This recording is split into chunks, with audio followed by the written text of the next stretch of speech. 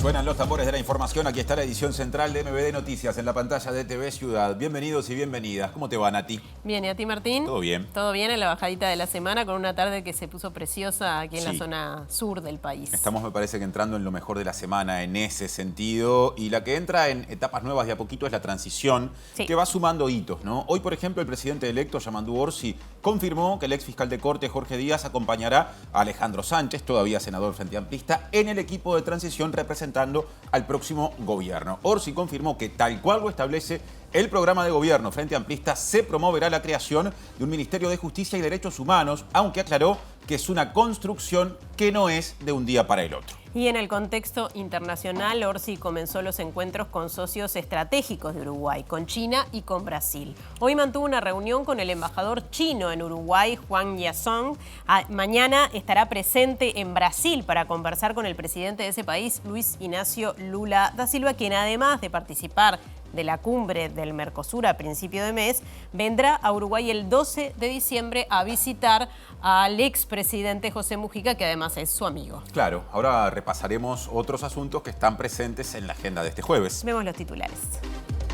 El senador y líder de Cabildo Abierto, Guido Manini Ríos, se reunió con el expresidente José Mujica y le presentó su propuesta de conceder prisión domiciliaria a represores de edad avanzada. Este viernes se realizará una audiencia pública en Buenos Aires para confirmar la protección patrimonial de los centros clandestinos de detención Bacacay y Pomar. El Instituto Nacional de Estadística comenzó el proceso de redacción del informe de transición que se le entregará a las próximas autoridades. Hoy, en la columna de la Usina de Percepción Ciudadana, Alejandra González hará un repaso del año electoral, una vez finalizadas las elecciones y el balotaje. Ursea establece una leve baja en el precio de las naftas y una leve suba en el precio del gasoil. El senador frente amplista Eduardo Brenta hizo un pedido de informes a la Intendencia de Paysandú para determinar los motivos y la forma de contratación de un funcionario que fue imputado por un delito de transporte de estupefacientes. El Líbano denunció 2 días después de la entrada en vigor de la tregua entre Israel y Hezbolá que las fuerzas israelíes violaron el acuerdo de alto al fuego en varias ocasiones. El presidente ruso, Vladimir Putin, afirmó que el presidente electo de Estados Unidos, Donald Trump, es inteligente y está preparado para gobernar su país y encontrar soluciones en su relación con Rusia. Bueno, saben que nos pueden ver en vivo también por tvciudad.uy y a través de YouTube, y nos pueden escuchar por la radio de la Universidad de la República, uniradio.edu.uy y 107.7 FM. Salimos del estudio, Martín. Es tiempo de los adelantos desde los móviles. Por ejemplo, un tema, reunión Mujica, Manini, Ríos y repercusiones. Diego Martini, ¿cómo andás? Martín, Natalia, ¿qué tal? Buenas tardes para todas y todos. Así es, según confirmó el semanario Búsqueda, el general Guido Manini Ríos, ex comandante en jefe de las Fuerzas Armadas, quien conoce muy bien a José Mujica y tiene un buen vínculo y suele visitarlo en la chacra de Rincón del Cerro, estuvo por allí y le planteó algunos acuerdos que se podrían llegar a dar entre Cabildo Abierto y el Frente Amplio en la Cámara de Diputados por temáticas en común. Pero lo que llamó la atención es que le planteó que se vea la posibilidad, sobre todo porque Mujica se ha manifestado a favor de esto, de liberar a presos adultos ya mayores que están detenidos por violaciones a los derechos humanos. Así que vamos a estar hablando de este tema con integrantes de familiares y detenidos de desaparecidos. Y desde Peñarol nos venimos, porque estamos en esa zona, la zona del cordón casi centro de Montevideo. Mariana Abreu, ¿cómo andás? ¿Cómo andás, Martín? El saludo para todos. Sí, bien cerquita del canal, aquí en la Intendencia de Montevideo. En un ratito va a estar comenzando el evento en donde se van a declarar ciudadanas ilustres 3 mujeres. Las militantes feministas Karina Núñez, Lilian Abrazinskas y también la investigadora y académica Rosario Aguirre. Esto por su contribución a la lucha por la igualdad de género. En un ratito vamos a ampliar sobre este evento. Nos quedamos en la zona céntrica de la capital del país, pero cambiamos de asunto. Martín Duarte, ¿cómo te va? Martín, Natalia, buenas tardes. Estamos aquí en la Universidad de la Empresa, donde desde las 18 horas se está llevando a cabo un ciclo de charlas organizado justamente por la universidad que pretende instalar algunos temas. En particular, el día de hoy es el futuro y cómo controlar por parte de contadores y abogados el lavado de activos. Hay ex jerarcas que pasaron por distintos organismos, el caso del ex fiscal Jorge Díaz, también el ex presidente presidente de la JUTEP, Ricardo Iribarren, y también Daniel Espinosa, que estuvo al frente de la Secretaría de la CENACLAF, que están exponiendo en la jornada de hoy. Los convocamos en algunos minutos para poder desarrollar más del tema. Apunte sobre la derrota en el balotaje del pasado domingo del dirigente nacionalista y ministro de Transporte y Obras Públicas, José Luis Falero, y del senador electo por el Partido Colorado, Pedro Bordaberry. Porque no nos votaron, por eso perdimos. Hay que ver cómo fue el mensaje, cómo trabajó cada uno. Tampoco autoflagelarnos con el tema, ¿no? Quizás fueron más seductores la propuesta de la fórmula Orsi-Cose que las nuestras, porque quizás fuimos más cautelosos en no comprometer algo que no sabemos si podemos cumplir. Y ahora ya en el desarrollo informativo nos metemos de lleno en la agenda de la transición, porque el presidente electo, Yamandu Orsi, aseguró que entre 2 y 3 semanas definirá la conformación del futuro gabinete, y también dijo que cuando empiece a gobernar, el Consejo de Ministros va a sesionar con más frecuencia que en la actualidad. Y aclaró que la incorporación de Jorge Díaz a su equipo de transición no garantiza la designación al frente del futuro Ministerio de Justicia y Derechos Humanos ni de la Prosecretaría de la Presidencia, como trascendió. ¿Significa que va a ser el prosecretario de Presidencia? No sabemos, eso no lo tenemos resuelto.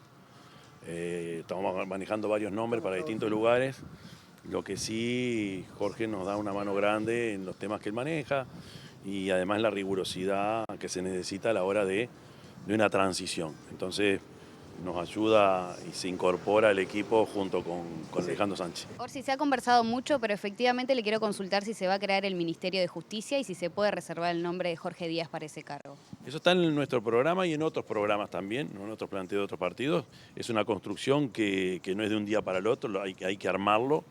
Trabajaremos en ese sentido tal cual lo plantea, repito, en nuestras bases, ¿no? Es un proceso lento pero tiene que ser firme. No sé, el nombre puede ser, sí, Díaz o pueden ser otros, pero no hay mucha gente o no son muchas las oportunidades porque es un tema muy específico y muy delicado y que hay que trabajarlo a paso firme. Hay que ir dando los pasos necesarios para llegar a eso. No se me ocurre que sea un tema que en marzo esté resuelto. ¿La modalidad de Consejo de Ministros se vuelve al interior? Como Yo los gobiernos de prefiero hablar de una frecuencia mayor. En el territorio, el lugar donde no es mala idea, pero no me lo planteé como tema central o prioritario. Sí, una frecuencia más acelerada. Y Orsi también se reunió con el embajador de China, como decíamos en la portada, y tras el encuentro aseguró que el Mercosur debe proponerse profundizar una alianza estratégica con ese país. Claro, cuando habló estaba a horas de su viaje a Brasil, donde mañana se reunirá con el presidente Luis Ignacio Lula da Silva, y a modo de adelanto con respecto a la agenda de ese encuentro, dijo que habrá asuntos estrictamente bilaterales, Uruguay-Brasil, pero también vinculados a la agenda del Mercosur. El tema Mercosur siempre va a estar y algunos planteos o algunas cuestiones pendientes que el propio presidente Lacalle ayer me transmitió, que están encaminadas, pero está bueno que Brasil pueda acelerar y porque surgió fundamentalmente de la voluntad del presidente Lula, en el tema fundamentalmente de navegabilidad, puertos y otras cosas que van a aparecer.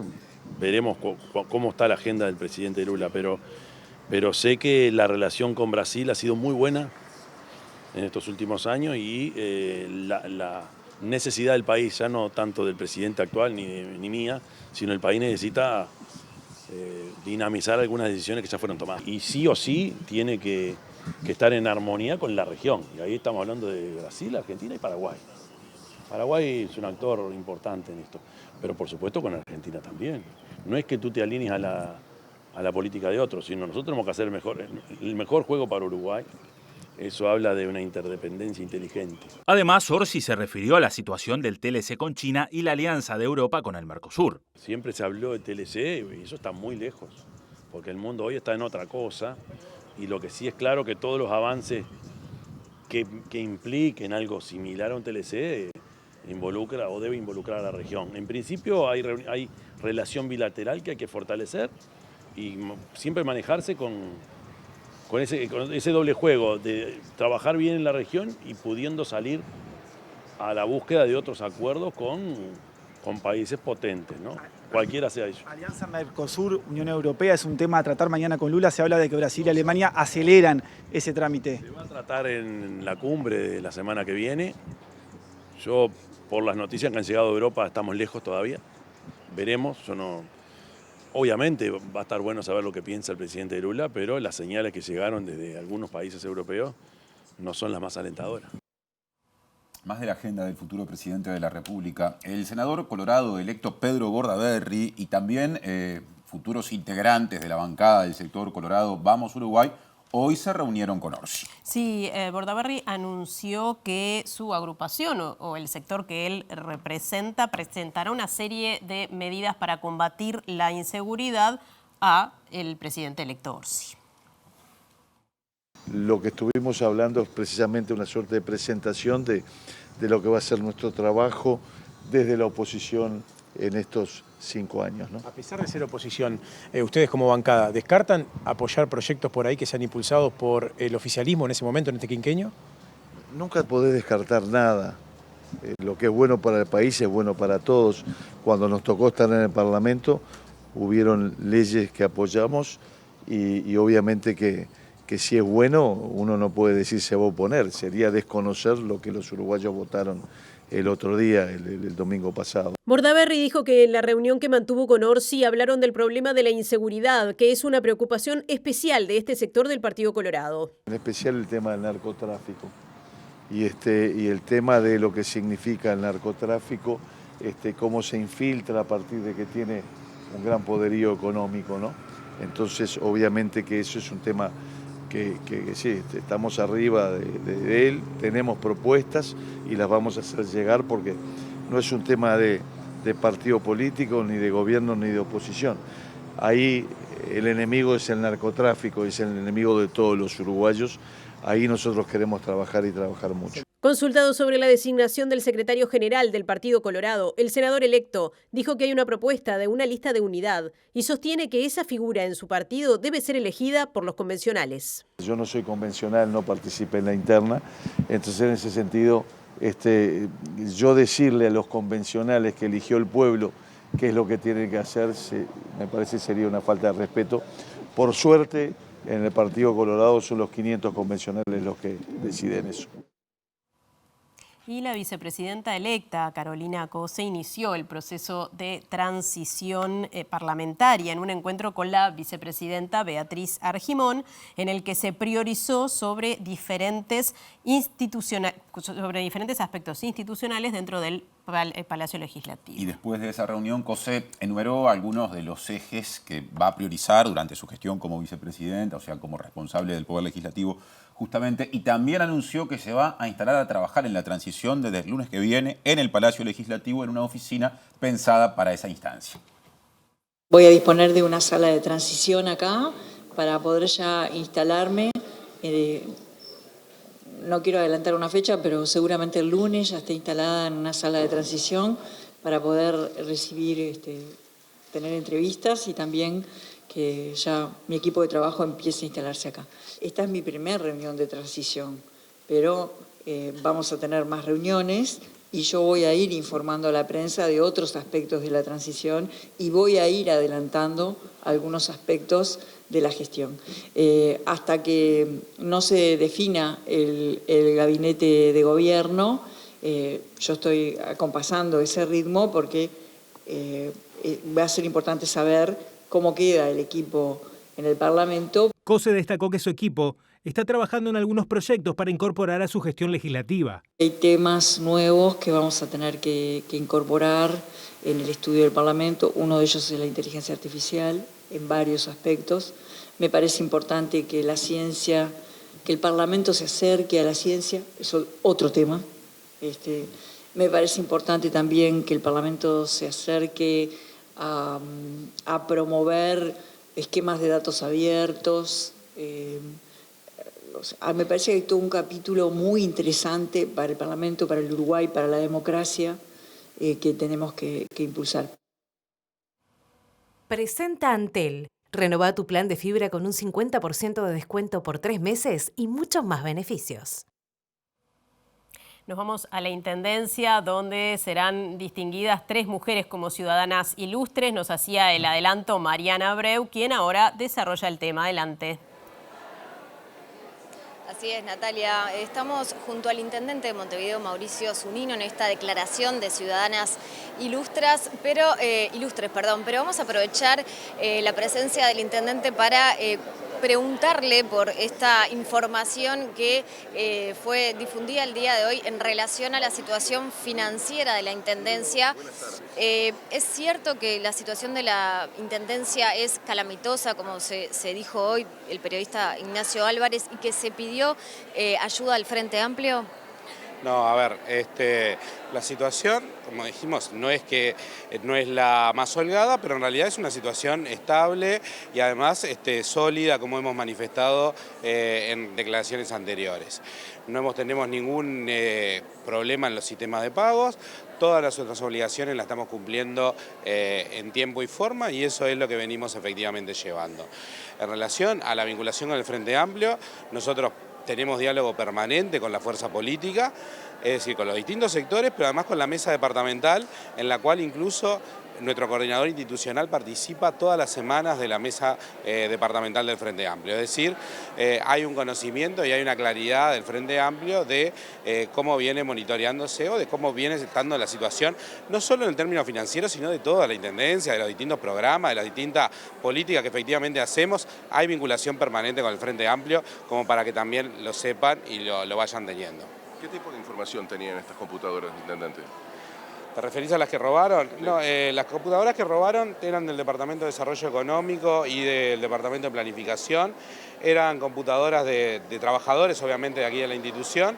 No entendemos que haya una información sensible. Se trabaja básicamente en el Departamento de Desarrollo Económico con lo que son emprendimientos, lo que son ferias, lo que son las estructuras básicamente de dinámicas comerciales o industriales que llevamos adelante y que apoyamos y promovemos de la Intendencia.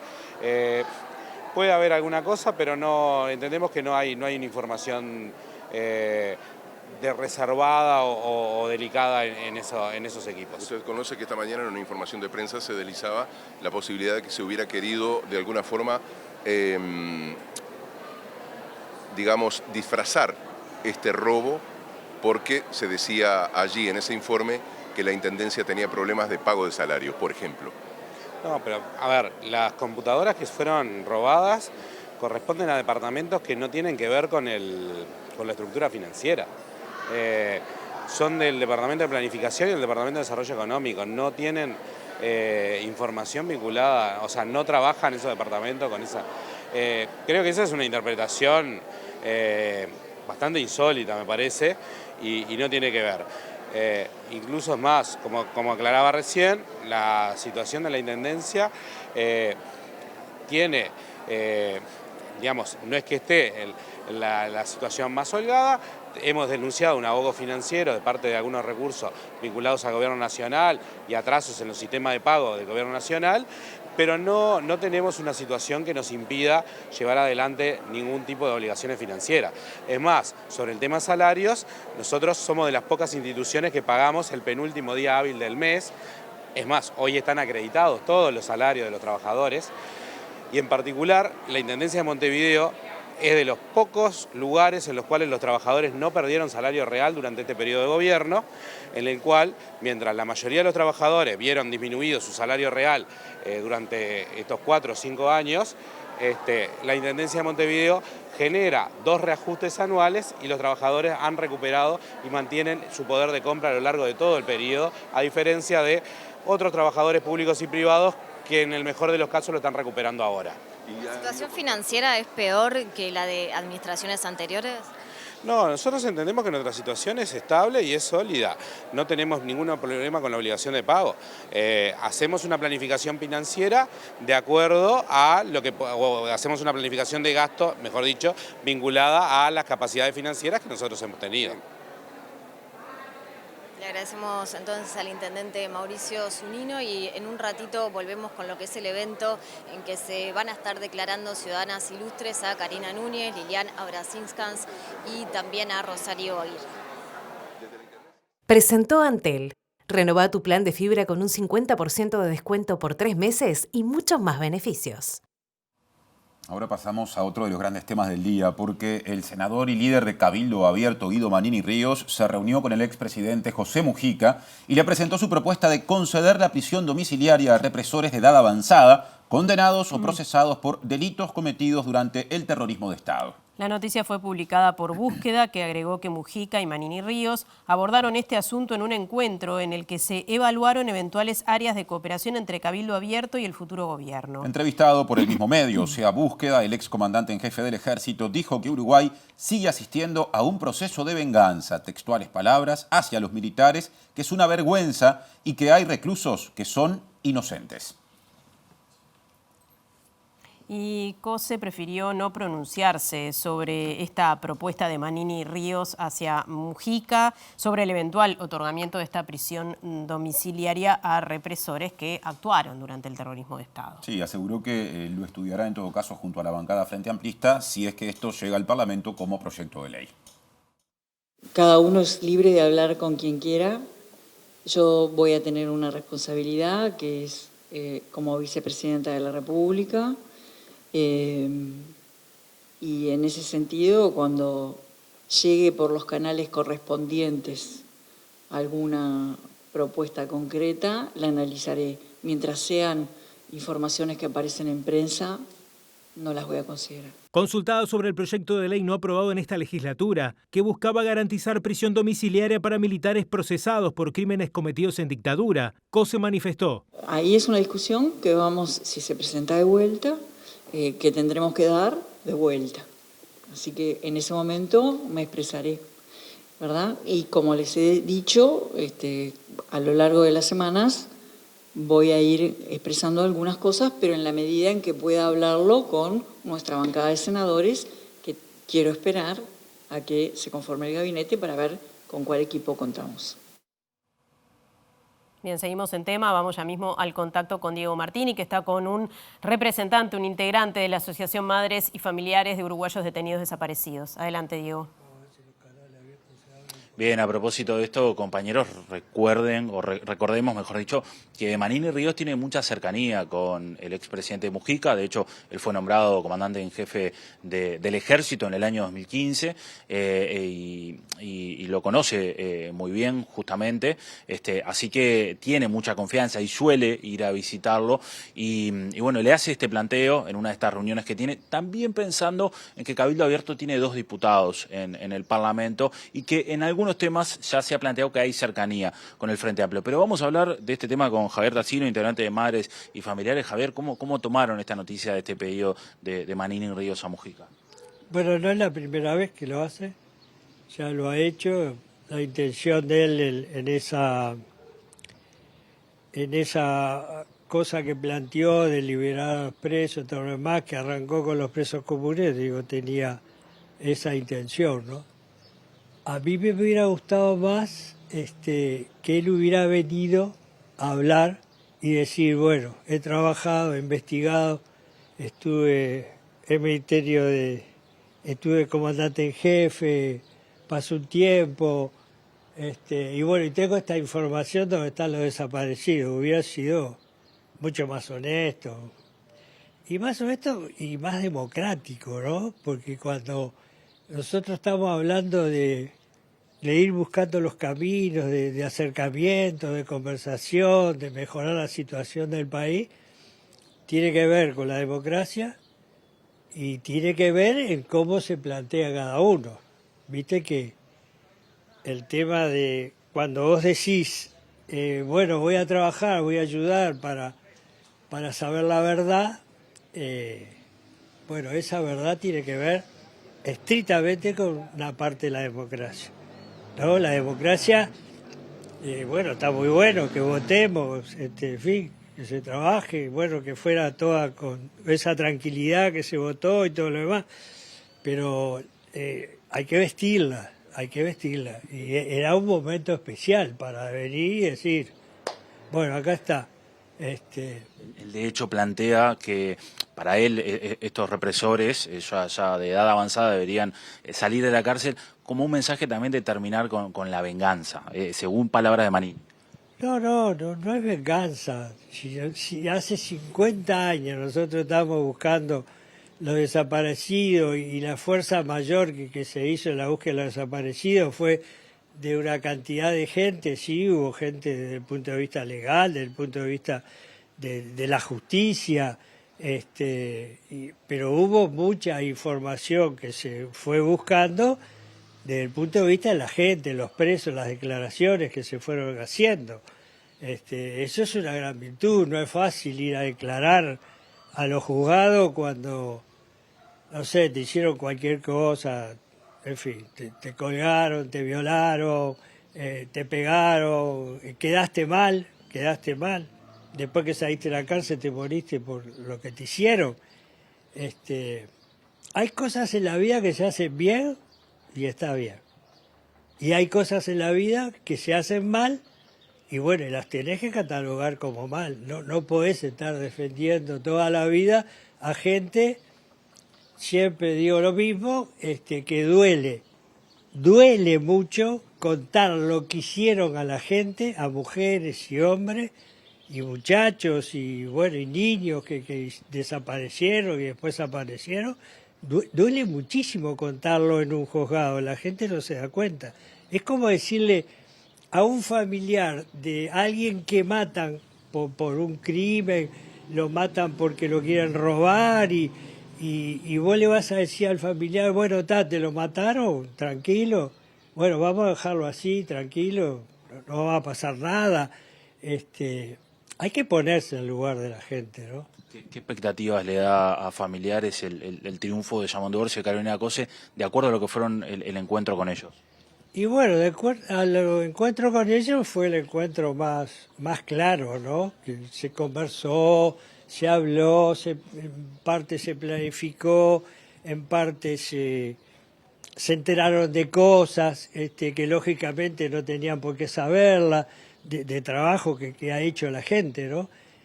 Fue bueno, la expectativa es buena, ahora vamos a conversarla, las posibilidades que existen en torno a eso. Pero el planteo de Manini, bueno, lo hace, también tiene que ver con la política, ¿viste? Tiene que ver, tienen 2 diputados, entonces los 2 diputados, yo te ayudo, vos me ayudás en esto y tenemos los diputados.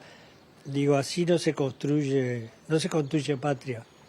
Gracias, Javier. No, gracias a ustedes por haber venido. Muy amable. Volvemos a estudios, compañeros.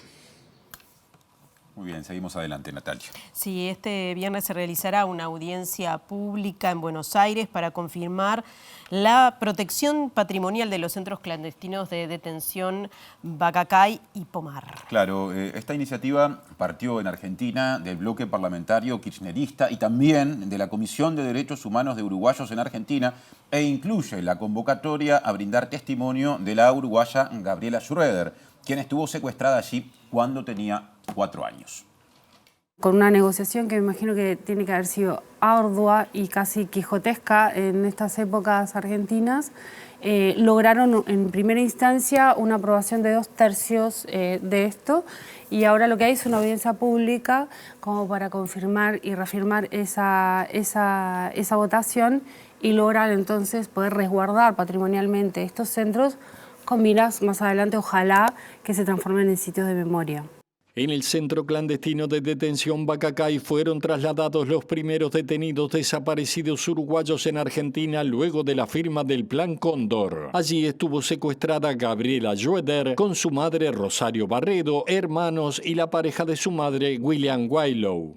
Lo más clave de mis recuerdos del lugar son, aparte del espacio abierto con colchón, cosas donde dormíamos, era el baño. El baño en el cual me despedí de Willy, el papá de mis hermanos, la pareja de mi mamá, que además daba un espacio abierto, como un patio interior, pero de luz y todo. Esa descripción del baño, ese patio y la distribución de la propiedad que yo recuerdo fue parte de lo que yo declaré ante el juez Rafecas en la causa, Bacacay.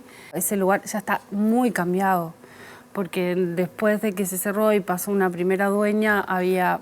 no, estaba más o menos como estaba. De hecho, ella encontró el sótano. Ahora vamos a cambiar de asunto. Reabrimos la evaluación de lo que dejó el balotaje del domingo pasado, porque el dirigente nacionalista y ministro de Transporte y Obras Públicas, José Luis Falero, dijo que a su criterio la designación como candidata a la vicepresidencia de Valeria Ripoll por su partido, el Partido Nacional, no incidió en el resultado electoral. Y señaló que el Frente Amplio presentó propuestas más seductoras que su fuerza política, que a su entender fue más cautelosa. El gobierno sale muy bien evaluado y eso no se traspola totalmente a los votos. No es de este gobierno, generalmente se da así. Podés terminar con una aprobación de más del 50% y después terminar con una votación menor. Y no es en este gobierno solo, siempre se da. ¿Por qué? Porque la opción que se presenta es diferente y genera o una expectativa mayor o una expectativa menor, y eso depende de la instancia electoral. Yo decía también de que he visto que quizás fueron más seductores la propuesta de la fórmula Orsi-Cose que las nuestras, porque quizás fuimos más cautelosos en no comprometer algo que no sabemos si podemos cumplir. ¿En su opinión personal debe seguir la coalición que ha sido muy criticada por estas horas? La coalición sigue hoy gobernando y va a seguir siendo un bloque que tenemos fuertes coincidencias en los temas del país, en la mirada país que pretendemos, que entendemos que debe suceder para las nuevas generaciones. Y se va a dar, digo, no quiere decir que con eso sea un bloque de coalición opositor al gobierno, porque no lo somos. Somos distintos al Frente Amplio en ese aspecto. Consultado sobre su futuro político, Falero dijo que ayudará al rearmado de su sector, Aire Fresco, a nivel país, y agregó que colaborará con los gobiernos departamentales para que la descentralización no caiga. A su vez estará alternando la banca en el Parlamento tras ser electo suplente de Álvaro Delgado. Y el director técnico del Instituto Nacional de Estadística, Diego Aboal, informó que ya comenzó el proceso de transición, un informe que se elabora para entregar a las nuevas autoridades. Y pasando a otro tema, también comunicó que el 10 de diciembre se van a dar a conocer los resultados completos del censo poblacional que se hizo el año pasado, en 2023. Que Uruguay está en un proceso de transición o de inflexión muy importante. Es decir, en los últimos 3 años, hasta el año 23, hemos tenido más fallecimientos que nacimientos en el país. O sea que estamos en un proceso de crecimiento natural negativo. O sea, esto no había ocurrido antes en la historia del país. Esto yo creo que tiene que ser un elemento de mucho debate, seguramente de cara al próximo gobierno, porque esto va a implicar repensar muchos elementos: seguridad social, educación, cuidado de los adultos mayores, muchos elementos. Yo creo que yo pondría el foco allí porque realmente creo que estamos en un proceso que se insinúa de declive poblacional, a menos que tengamos corrientes inmigratorias fuertes, que no lo sabemos, pero el crecimiento natural ya es negativo. Hace 8 días, Alejandra González, de la Usina de Percepción Ciudadana, estaba en este estudio presentando la última encuesta de intención de voto previa a las elecciones o al balotaje del domingo pasado, en el que la Usina aparte hizo la habitual proyección de escrutinio. Ahora vuelve Alejandra, pero para evaluar lo sucedido. ¿Cómo te va, Ale? ¿Cómo estás? ¿Todo bien, Martín? Todo bien y Sí. felicitaciones por la tarea realizada. Muchas gracias, muchas gracias. Estamos muy orgullosos, la verdad. En primer lugar, destacar que lo que traemos hoy es una única placa, que es la que estamos viendo acá, que es una especie de resumen de este ciclo electoral, es decir, los distintos datos que hemos venido compartiendo aquí justamente en MBD Noticias, que empieza por junio. Vemos que este gráfico está partido en 3, agrupado en junio, en octubre y en noviembre, y cada una de las barras representa las que son en azul, las últimas encuestas que presentamos vinculadas a cada uno de los periodos de los ciclos electorales. En celeste, las proyecciones de escrutinio que hicimos. Recordemos que junto a TV Ciudad y La Diaria realizamos las 3 proyecciones de escrutinio, tanto de las internas de octubre y de este último domingo del balotaje. Por tanto, lo que traemos acá justamente resume todos esos aspectos.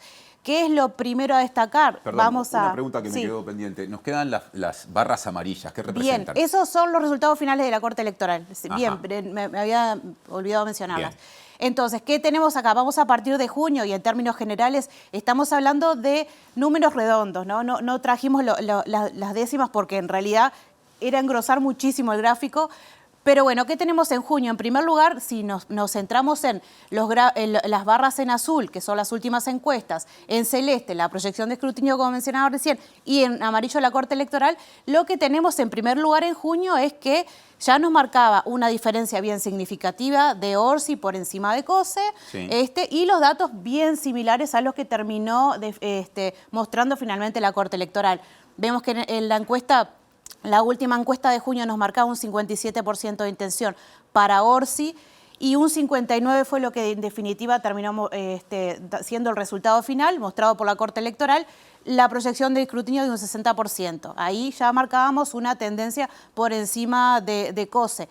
Lo mismo pasaba en el Partido Nacional, recordemos que hubo varios candidatos, sí, pero también marcábamos una tendencia muy superior de Delgado por encima de Raffo. Ahí tenemos...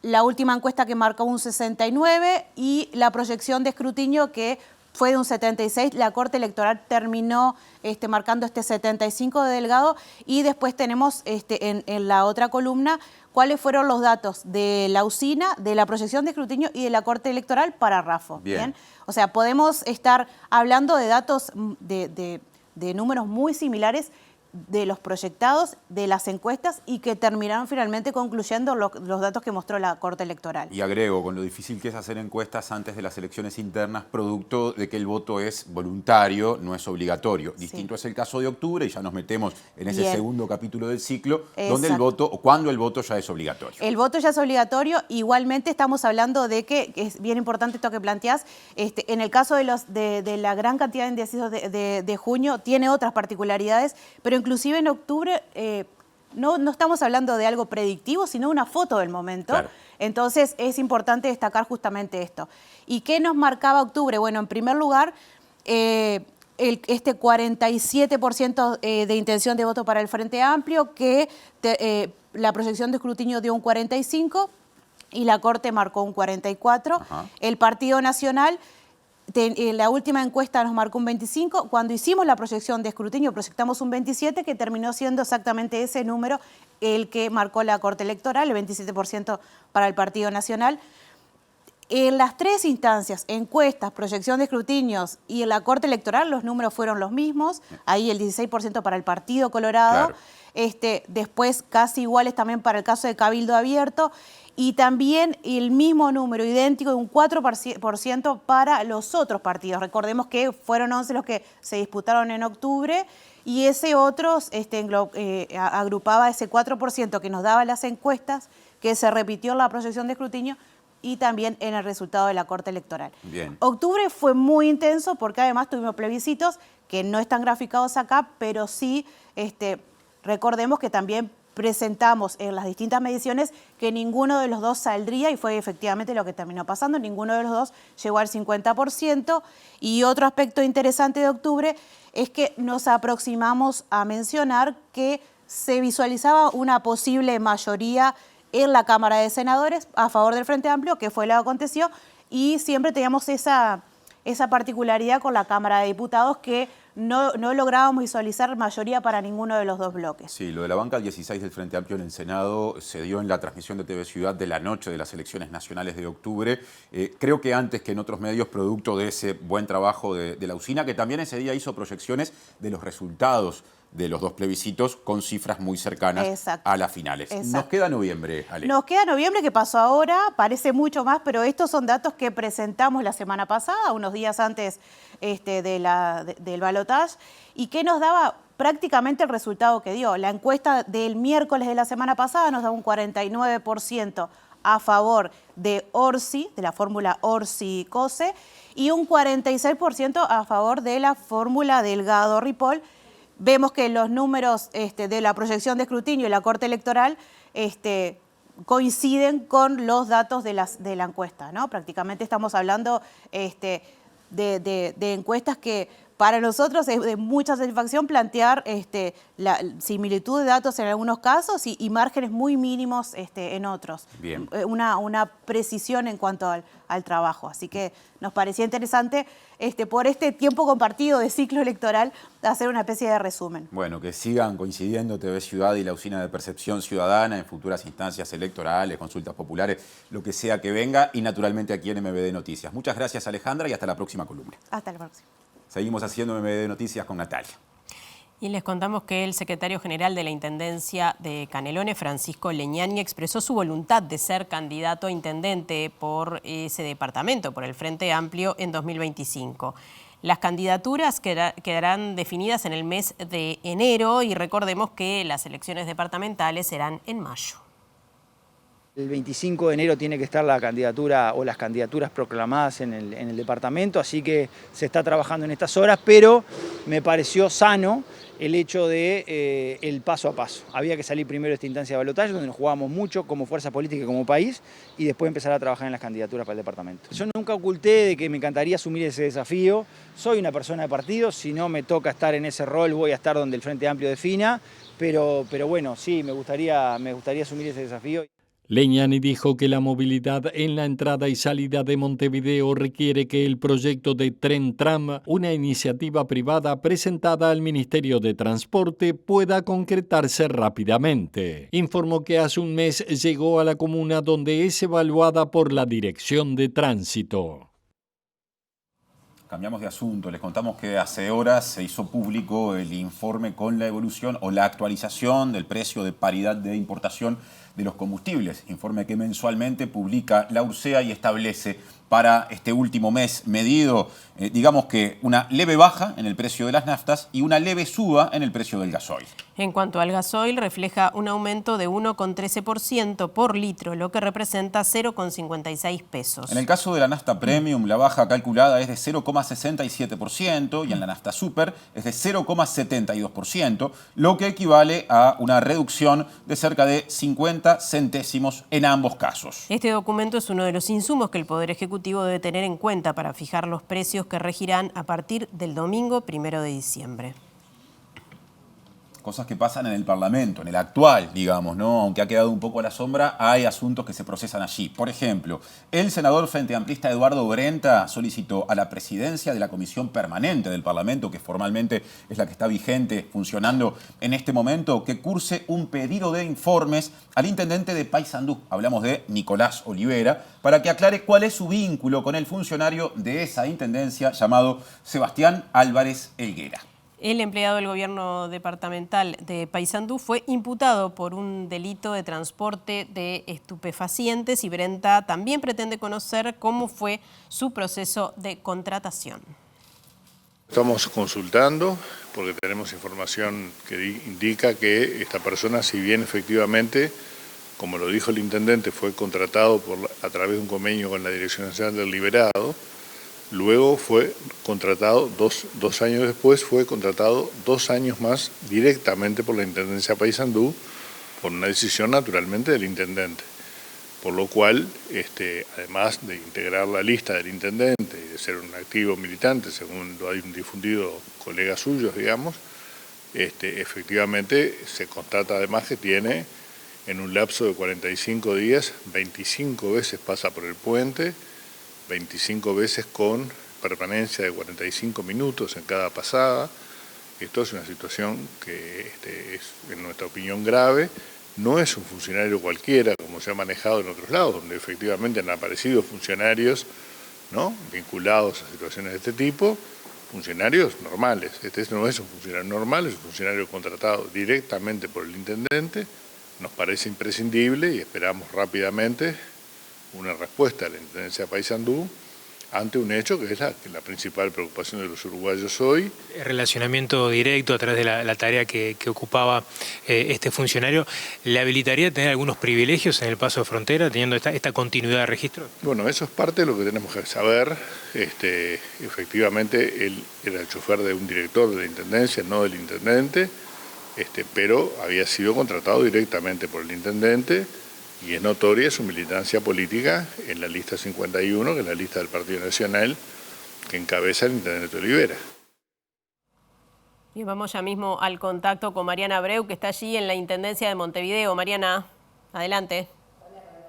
Sí, como adelantamos aquí, 3 mujeres están siendo destacadas como ciudadanas ilustres: Rosario Aguirre, investigadora académica, y también Lilian Abrasinskans y Karina Núñez, activistas por el feminismo, los derechos de las mujeres, y justamente este homenaje es por su contribución a la igualdad de género. En este momento se está pasando uno de los videos que homenajea a Karina Núñez, ex trabajadora sexual, y bueno, hay diferentes autoridades de la Intendencia de Montevideo, el intendente, la directora de la Asesoría para la Igualdad de Género, Solana Quesada.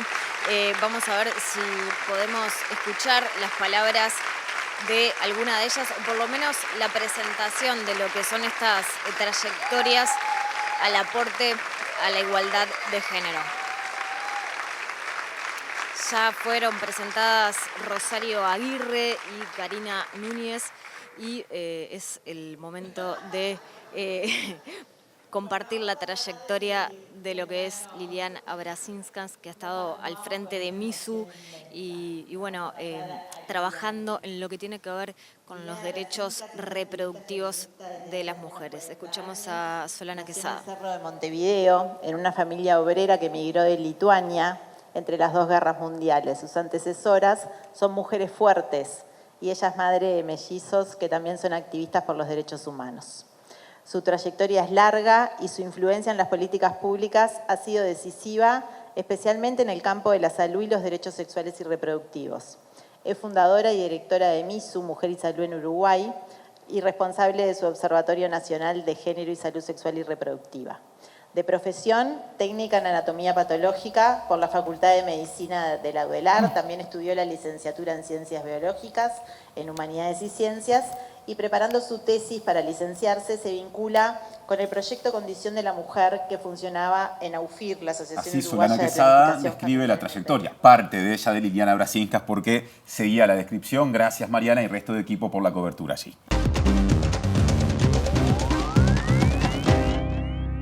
Presenta Mercado Agrícola de Montevideo, en el corazón de un barrio donde late la ciudad. Mercado de Historias. Mercado de Historia.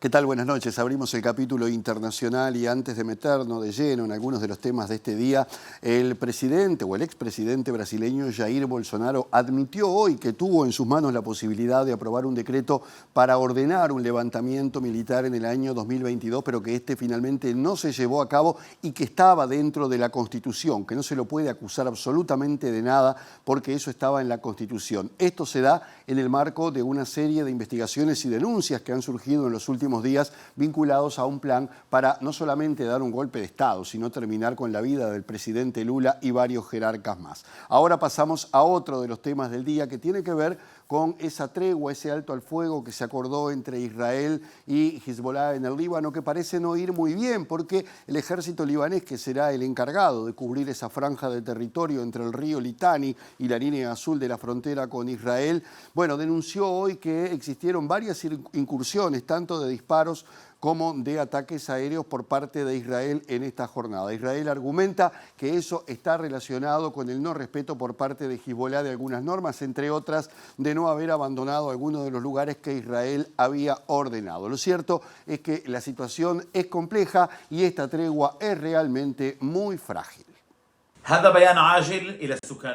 A través de un comunicado, las Fuerzas Armadas libanesas denunciaron que los días 27 y 28 de noviembre, tras el anuncio del acuerdo de alto al fuego, el enemigo israelí violó el acuerdo en varias ocasiones, mediante incursiones aéreas y ataques con diversas armas contra su territorio, agregando que el comando del ejército está haciendo un seguimiento de estas violaciones en coordinación con las autoridades pertinentes. El primer día de tregua, al menos 2 periodistas de medios internacionales resultaron heridos de bala por disparos de soldados israelíes en la localidad de Yam, en el sur del Líbano, donde están presentes aún tropas de Israel en el marco de la invasión iniciada a principios de octubre. El ejército israelí, que confirmó haber bombardeado posiciones de Hezbollah, dijo haber arrestado a 4 combatientes de la milicia que supuestamente ingresaron en la zona restringida del sur del Líbano y que varios sospechosos llegaron en violación de las condiciones de alto al fuego, por lo que los soldados israelíes dispararon contra ellos. El esperado alto al fuego entró en vigor este miércoles, lo que puso fin de forma temporal a más de un año de hostilidades entre ambas partes, que han dejado 3.961 muertos y más de 16.500 heridos solo en el Líbano,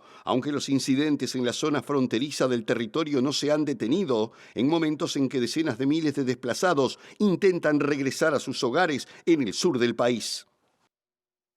El presidente ruso Vladimir Putin, quien se encuentra de visita oficial en Kazajistán, dijo que el presidente Donald Trump, el electo presidente de Estados Unidos, es una persona inteligente y preparada para conducir a su país y le advirtió que se cuidara de la política norteamericana, que dijo que era peligrosa, ponzoñosa y destructiva. Con estos calificativos definió lo que ha sido hasta este momento la política del Partido Demócrata y en particular del gobierno de Joe Biden, a quien acusó de dejarle a Donald Trump el terreno sembrado de problemas en relación al tema de Ucrania. De todas maneras, confía en que el diálogo entre ambos va a ser fructífero en cuanto asuma el gobierno el nuevo presidente de Estados Unidos.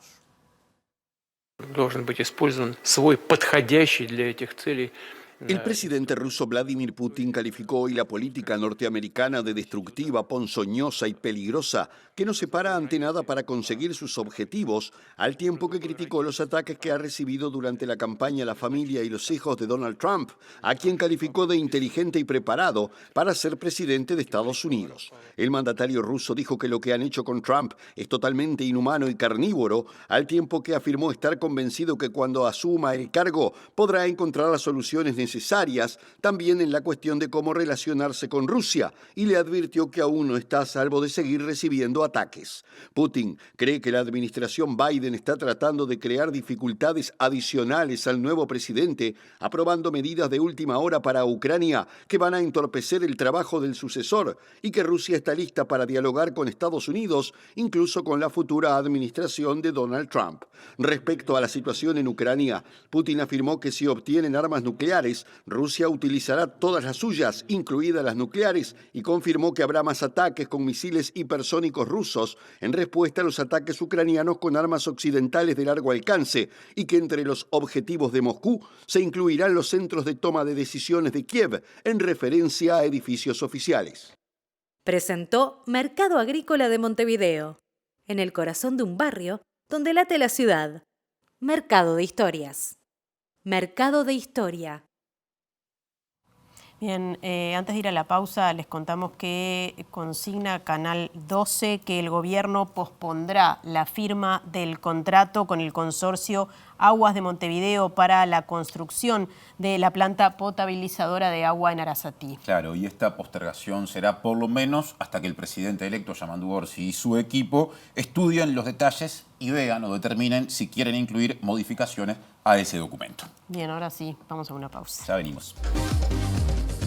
Último bloque en MBD Noticias. El que viene con el pronóstico del tiempo, que en realidad es un poco contradictorio y se escapa de lo previsto. Sí. Pero ya mismo vamos a ver ahí lo que proyecta Inumet para mañana en primer término. Viernes 29 de noviembre, últimos días del penúltimo mes del año, que en Montevideo y área metropolitana tendrá por la mañana cielo nuboso con periodos de cubierto, precipitaciones y tormentas, y por la tarde y la noche probables precipitaciones. Las temperaturas extremas pronosticadas para mañana, mínima 18 grados, máxima 27. Y el sábado 30 de noviembre cambian un poco las condiciones del tiempo, va a estar claro y algo nuboso, 14 grados la temperatura mínima y 23 la máxima, baja la temperatura. Claro, eso nos deja lo que se prevé que ocurra mañana con lluvia. Estamos llegando al final de la edición de hoy, ya está por comenzar una nueva edición de Lado B.